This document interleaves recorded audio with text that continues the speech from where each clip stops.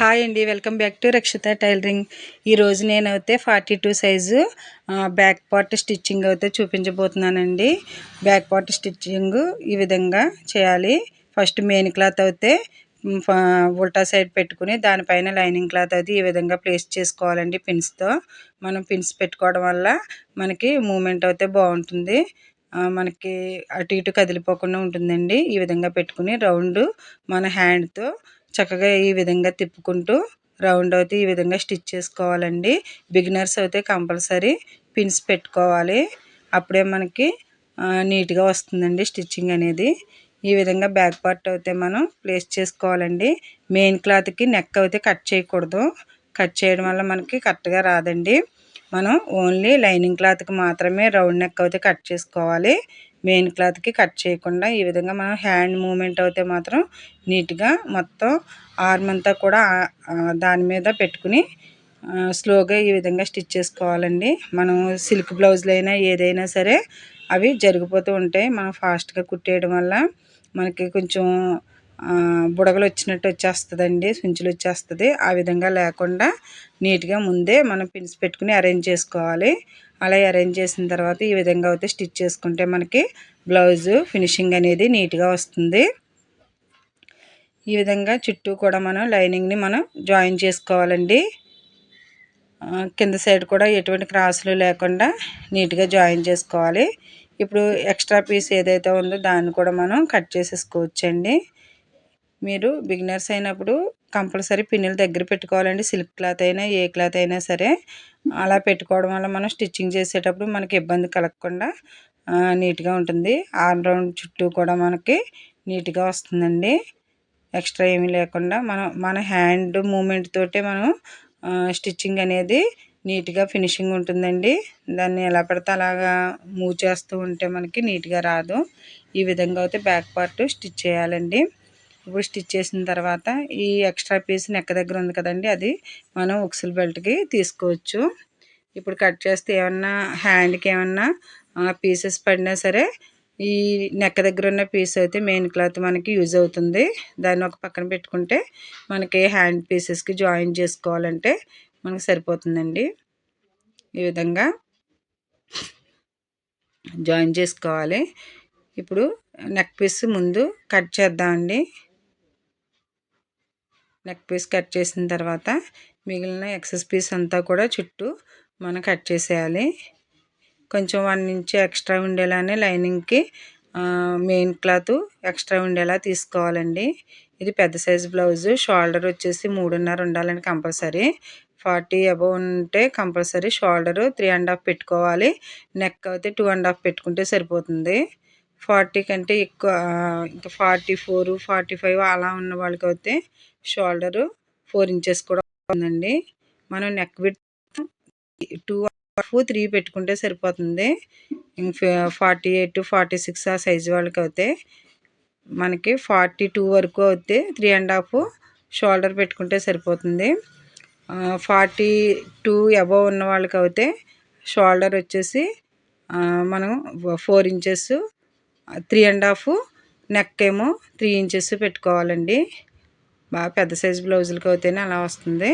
మనకి 36, 34, 38, 40 వరకు అయితే మనకి 5.5 షోల్డర్ అయితే సరిపోతుంది. ఈ విధంగా బ్యాక్ పార్ట్ స్టిచ్ చేయడం అయితే జరిగిందండి. ఇప్పుడు మనం షేప్ బెల్ట్లు ఎంత పడుతుంది అనేది కూడా చూసుకోవచ్చు. ఇప్పుడు నడుం బెల్ట్ అయితే స్టిచ్ చేస్తున్నానండి. 1.5 ఇంచ్ ఉండేలాగా మనం ఒక పీస్ అయితే తీసుకోవాలి.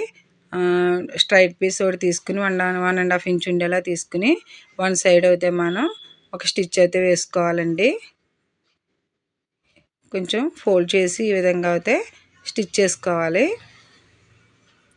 ఇది నడుం బెల్ట్కి ప్లేస్ చేయడానికి యూజ్ అవుతుందండి.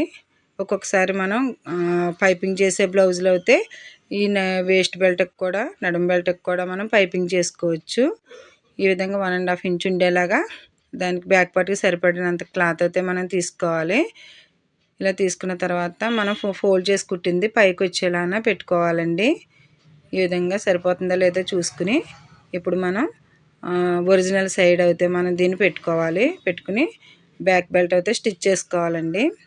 ఈ విధంగా స్టిచ్ చేసుకోవాలి. మనం స్టిచ్ చేసేటప్పుడు ఒక్కొక్కసారి క్రాసులు ఉంటే మనకి లాగుతుందండి. అలాంటప్పుడు ఒక 2 ఫ్రిల్స్ అయితే పెట్టుకుంటే మనకి నీట్గా వస్తుంది. ఒక్కొక్కసారి మీరు అబ్జర్వ్ చేయండి, కుట్టుకునేటప్పుడు ఏమవుతుందంటే ఈ బెల్ట్ అతికిన తర్వాత కొంచెం మనకి బుడగలు వచ్చినట్లు ఉంటుంది. కాబట్టి అక్కడ ఏం చేయొచ్చు అంటే ఒక 2 ఫ్రిల్స్ అయితే పెట్టుకుంటే అక్కడొకటి అక్కడొకటి ఫ్రిల్ పెట్టుకున్నాం అనుకోండి, ఈజీగా టర్న్ చేసుకోవడానికి బాగుంటుంది. బ్యాక్ సైడ్ టర్న్ చేసేటప్పుడు ఎటువంటి క్రాసు లేకుండా వస్తుందండి. నేనైతే కరెక్ట్గా ఉందని చెప్పేసి స్ట్రైట్గా కుట్టేశాను. ఇప్పుడైతే టక్స్ అయితే ఇచ్చుకోవాలండి. నడుం బెల్ట్కి ఎప్పుడు కూడా మనం స్టిచ్ చేసిన తర్వాత ఒక 4, 5 అయితే మనం టక్స్ ఇచ్చుకోవాల్సి ఉంటుంది. ఇలా టక్స్ ఇచ్చుకోవడం వల్ల నడుం బెల్ట్ అయితే ఈజీగా టర్న్ అవుతుందండి, నీట్గా కూడా ఉంటుంది. ఇప్పుడు టాప్ స్టిచ్ కూడా ఒకటి వేసుకోవాలండి. అక్కడ మర్చిపోకుండా మళ్ళీ పైన ఒక కుట్టు వేసుకోవాలి. ఇలా వేసుకోవడం వల్ల మనకి నడుం బెల్ట్ నీట్గా వస్తుందండి. ఈ విధంగా టాప్ స్టిచ్ అయితే ఒకటి వేసుకుందాం.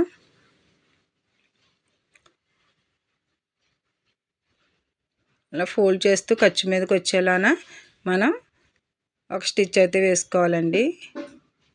ఈ విధంగా స్టిచ్ చేసిన తర్వాత ఇప్పుడు టర్న్ చేసుకుందాం. దీనికి బ్యాక్ సైడ్కి టర్న్ చేసి ఇప్పుడు ఒక ఫోల్డింగ్ చేసిన తర్వాత మిడిల్లోకి అయితే ఒక స్టిచ్ వేసుకోవాలండి. ఇది మిడిల్లోకి వేసేది కొంచెం పాదం లూజ్ పెట్టుకుని వేసుకుంటే మళ్ళీ అది విప్పేసుకోవచ్చండి. ఇక్కడ ఏంటంటే హెమ్మింగ్ పట్టి కదా, ఇది హెమ్మింగ్ చేసుకుంటాం కాబట్టి మళ్ళీ స్టిచ్ అయితే తీసేయాలి. ఇప్పుడు కుట్టుకున్న హెమ్మింగ్ చేసిన తర్వాత ఈ స్టిచ్ అయితే మనం తీసేయచ్చండి.